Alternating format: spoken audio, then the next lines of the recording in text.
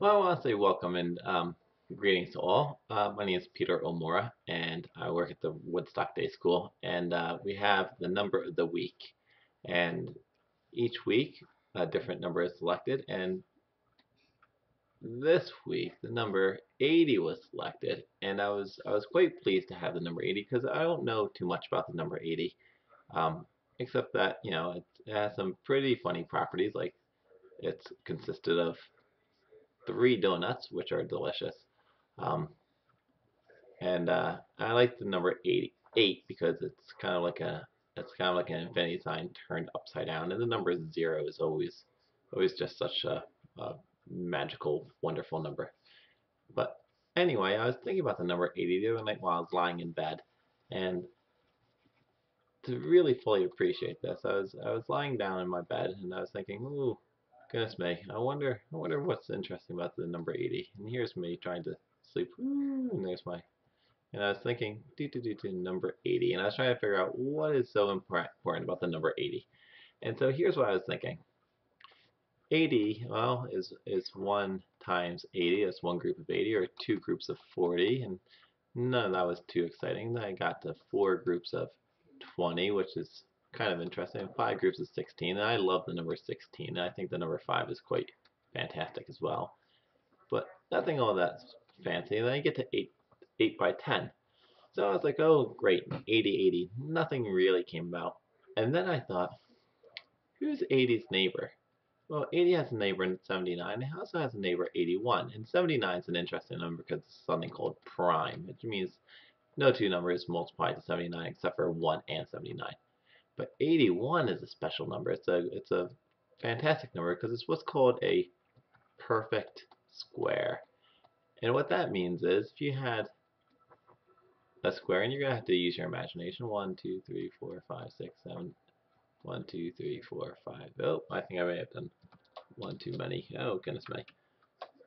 1, 2, 3, 4, 5, 6, 7. Oh, I didn't do one too many. Now I have to add one more, and I make up something like this. And you have to use your imagination that I can draw properly. But anyway, if I do something like this, and these lines go all the way down, I have 1, 2, 3, 4, 5, 6, 7. Goodness me.